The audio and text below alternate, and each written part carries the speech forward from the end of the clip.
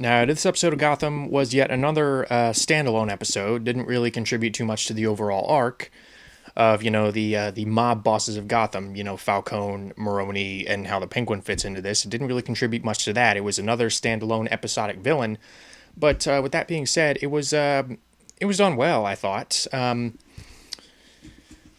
Basically, they have to deal with the death of this office worker, which leads Gordon and Bullock eventually to this office led by who will eventually, or yet another Batman reference, Black Mask. Now, they call him Richard Sionis. He's not Roman, he's Richard Sionis.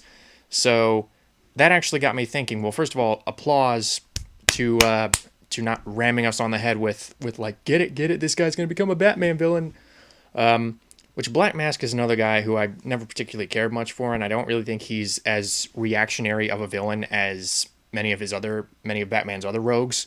But I wonder if they are setting this guy up to eventually change his name to Roman when Batman rolls around, or maybe his son or some guy related to him will eventually become Black Mask. I don't know, but again, I like how this episode proceeded.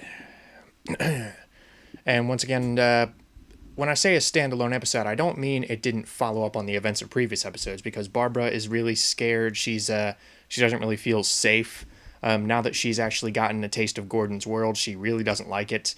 Not a fan of how the episode ended with her walking out, but that was a subplot that I liked, how she's finally getting some perspective on Gotham City, whereas up until this point she's been just kind of naive. Let's see. Gordon being angry at all the other cops in the precinct. That was very fitting, considering none of them had his back in the previous episode when he came up against Zaz, which the commissioner or the chief, she apologized. So I'm glad they actually gave her some dimension. And same with Bullock. Bullock has a sense of duty to Gordon. I mean, he may actually be starting to like him. Which, again, I like how that relationship has gone. I like how it has felt very natural up to this point. And once again, the chemistry between Ben McKenzie and Donald Logue is still... It's still very apparent. It's still very fun. What else? The most interesting stuff, once again, was the stuff with the Penguin.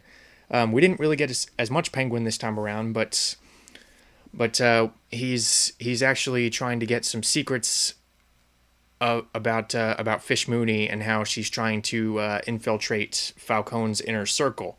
So what he's going to do with this information actually has me kind of curious. I mean, he learns about Fish Mooney's plan to insert this female weapon into Falcone's household in order to gain his affection and actually steal some of his secrets. So again, that has me interested. What's he going to do? Is he going to tell Falcone, or is he going to keep the information to himself?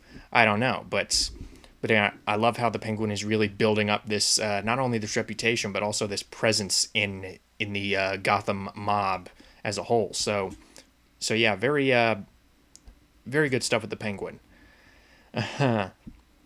We also got some occasionally fun stuff with his mom, still played by Carol Kane. Let's see. Stuff that didn't work in this episode. Well, first of all, I like how, for once, I liked the character of Fish Mooney. She didn't really seem nearly as cartoonish this time around. Well, sometimes she did, but the character of Fish Mooney, they're actually giving her a little bit of depth. With her telling the story of how she felt powerless to see her mom assaulted by one of Falcone's thugs. And I was like, okay, well, standard stuff, but still a reasonable motivation for her wanting to take over. But then her mom shows up at the end of the episode. And she says, a lie with a ring of truth is no bad thing, or something like that. So I'm kind of wondering, is her story true? Is it not? Are they going to do some kind of thing like they did with Heath Ledger's Joker, where it's a different story every time? Moreover, is the character even good enough to support that ambiguity? Which, at this point, no, but for once they seem to really start to know what they're doing with the character of Fish Mooney. What didn't work is the character of Bruce Wayne. Again, this character is just completely superfluous to the show. He adds nothing. The kid is not a good actor, and nowhere was that more apparent than this episode, because he gets sent back to school, and, you know, to his credit, Sean Pertwee as Alfred is doing his best. But this kid is giving him nothing to work with. I'm sorry, I don't mean to pick on a kid, but he is an actor in this show, and I am criticizing him as an actor, so I don't want you to think that I'm deliberately picking on him just because I don't like him. I'm saying that he has yet to impress me with one of his performances. I don't harbor any personal disdain for any say I don't like an actor. Say I don't like I don't really like Seth MacFarlane all that much as a comedian. I don't subscribe to his type of humor, but I don't hate Seth MacFarlane as a person. In the same way, I don't really hate this kid as a person. I don't really know this kid personally, but as an actor, he's not good, or at least not from what I've seen. So he gets sent back to school. He's running up against this bully who will eventually become Hush, which for the record, I like. For once, they didn't shove that in our face. How I like, this guy's eventually going to become this guy. He comes up against Tommy Elliott, I believe the name was. If I caught that wrong, then I apologize. But I could have sworn they said Tommy Elliott, who will eventually become the villain Hush. Which, if I'm not mistaken, weren't he and Bruce friends or something, or didn't his parents work with Bruce's parents? Kind of a little bit of liberty taken there, but whatever. And this Bruce Wayne kid, David Mashus or something like that, he's like, you are being very rude to me, saying that in that very robotic face. And I've heard the argument, oh, well, he's grief-stricken, give him time.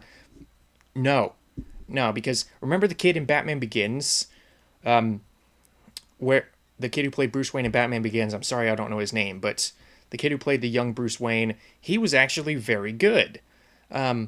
Granted, they're not really trying to... They're going more places with this iteration of Bruce Wayne than they did in Batman Begins, because Batman Begins, he really just had to be sad and, traumatized, which he pulled that off well, but they didn't really try to overextend that. They didn't try to incorporate Bruce Wayne into situations where he doesn't belong, or show us things regarding Bruce Wayne's backstory that we don't particularly care about. And I applaud their attempt to make us care, but thus far it has not worked. The character of Bruce Wayne is not interesting.